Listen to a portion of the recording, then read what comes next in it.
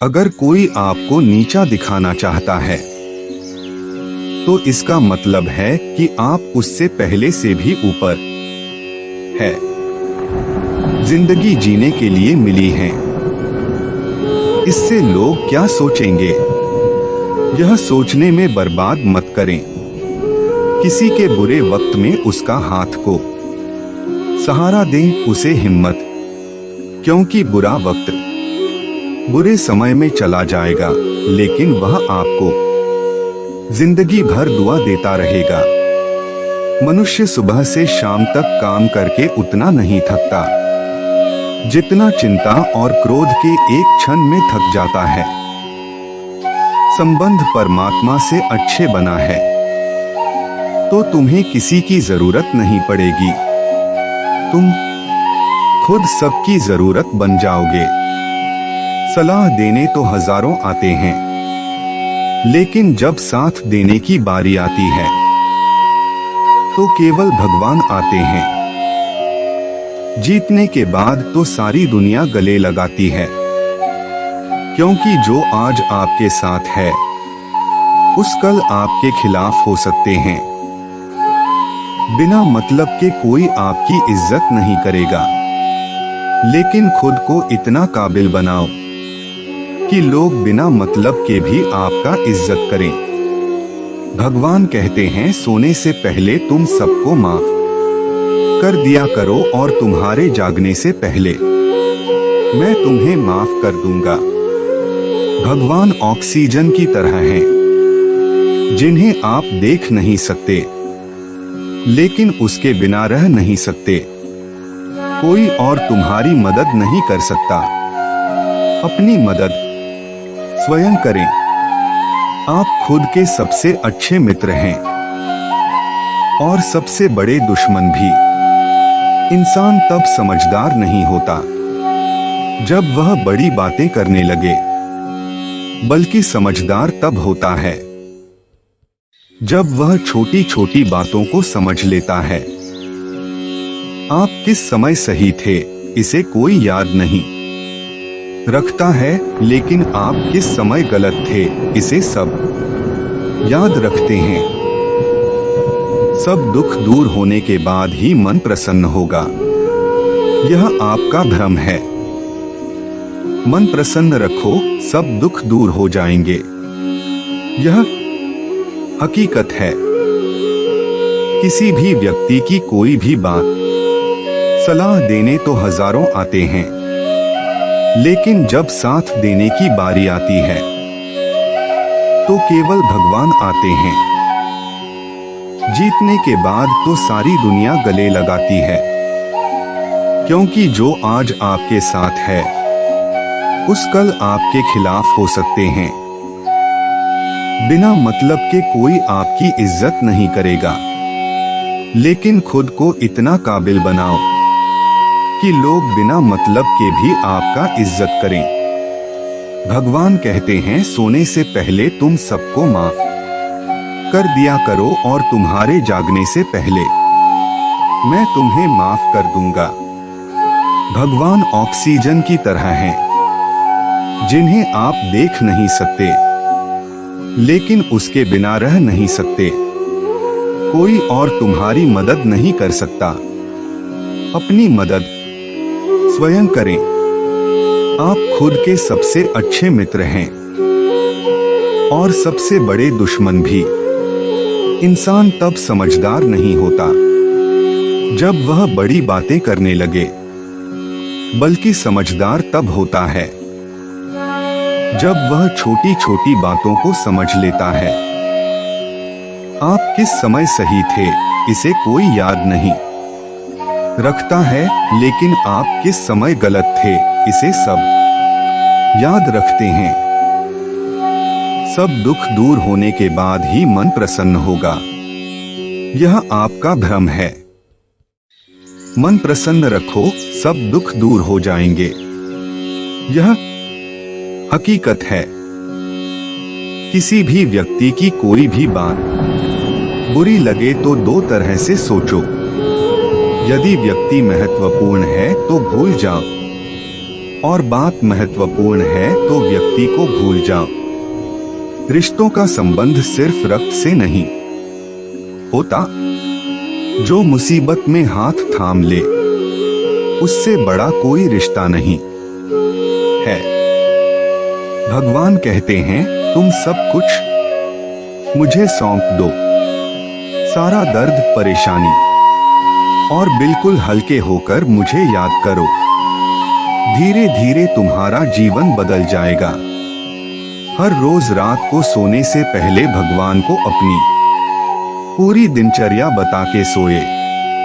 अगर आपके द्वारा किसी का दिल दुखा है तो मन ही मन उससे माफी मांगे।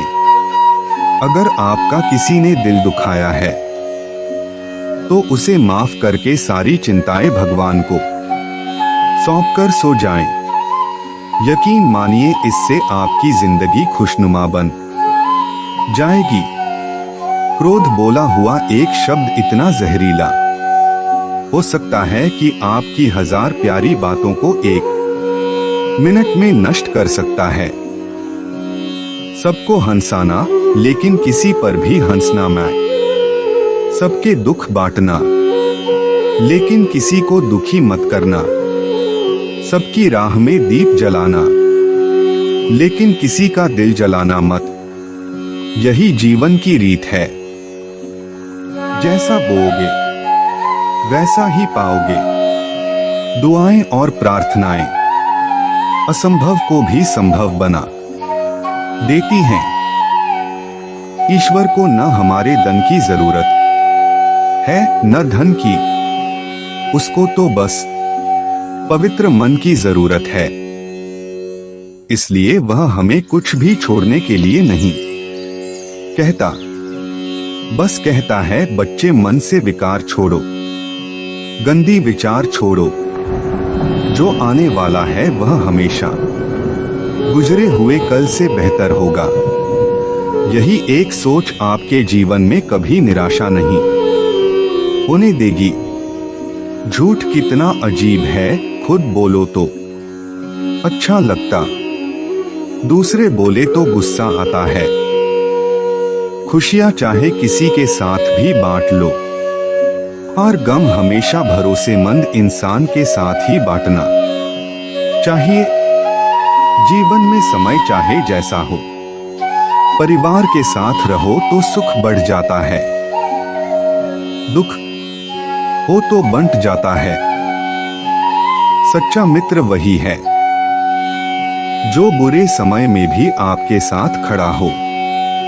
जब सारी दुनिया के खिलाफ आपके पास जितना भी है उसके लिए बार बार दिल से धन्यवाद कहें, हर वक्त कहें। यकीन मानिए जितना भी है वह जल्दी कई गुना हो जाएगा। प्रार्थनाएं और ध्यान इंसान के लिए बहुत जरूरी है, क्योंकि प्रार्थनाओं में भगवान आपकी बात सुनते हैं और ध्यान में आप भगवान की बात सुनते हैं। श्री कृष्ण से कितना कुछ छूटा। पहले माँ छूटी, FIR पिता छूटे, FIR जो नंद किशोर मिले वह भी छूटे, संग साथी छूटा, राधा भी छूटी, गोकुल छूटा, फिर मथुरा छूटा। श्री कृष्ण से जीवन भर कुछ छूटता ही रहा। नहीं छूटा तो वह था देवत्व, मुस्कान और सकारात्मकता। श्री कृष्ण दुखी नहीं, उत्सव के प्रतीक हैं। सब कुछ छूटने पर भी कैसे खुश रहा जा सकता है, यह श्री कृष्ण से अच्छा कोई नहीं सिखा सकता। इसलिए हमेशा खुश रहें, सदा मुस्कुराते रहे। जीतने का मजा भी तभी आएगा जब लोग आपके हार का इंतजार करेंगे। गीता में लिखा है, यदि कोई आपको अच्छा लगता है तो अच्छा वो नहीं, अच्छे आप हैं, क्योंकि उसमें अच्छाई देखने वाली नजर आपके पास है। अपनी पीड़ा के लिए संसार को दोष मत दो, अपने मन को समझो। तुम्हारे मन का परिवर्तन ही तुम्हारे दुखों का अंत है। सोच और नियत अच्छी रखें कि आपके कष्ट प्रभु जरूर दूर कर देंगे। याद रखें, भगवान से कभी उम्मीद छोड़ना नहीं और दुनिया वालों से कभी उम्मीद रखना नहीं।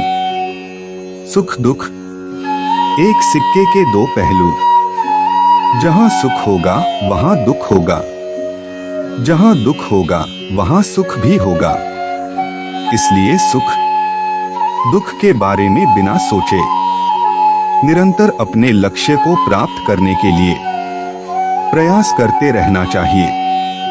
एक बात हमेशा याद रखना, किसी के सामने गिड़गिड़ाने से न मोहब्बत मिलती है न इज्जत। इसलिए अपने स्वाभिमान को जिंदा रख। कोई अगर आपकी किस्मत में होगा तो वो आपके पास खुद चलकर आएगा। दूसरों को हराने का मौका मत दो। हमें तो बस खुद को आगे ले जाने की जिद पर कभी हार न मानने की आदत थी। एक दिन जीतने की आदत बन जाती है। सिर्फ दो चीजें मनुष्य के भाग्य का निर्माण करती हैं। पहला स्वभाव, अगर आपके स्वभाव में अच्छाई, विनम्रता और गुण है तो आपका भाग्य चमकेगा। अगर आपका स्वभाव क्रोधी, आलसी है, आपका भाग्य बिखरना अनिवार्य है। इसलिए अपने स्वभाव को मधुर और आकर्षित बनाएं। दूसरा, आपकी वाणी बोलना तो अभी 2.5 साल की उम्र में ही सीख जाता है, परंतु कब, कहां और कैसे बोलना है उसे यह जिंदगी भर भी नहीं समझ पाता। जिसे यह बोलना आ गया कि कब, कहां और कितना बोलना चाहिए, समझ लो उसे सफल होने के लिए कोई नहीं रोक सकता।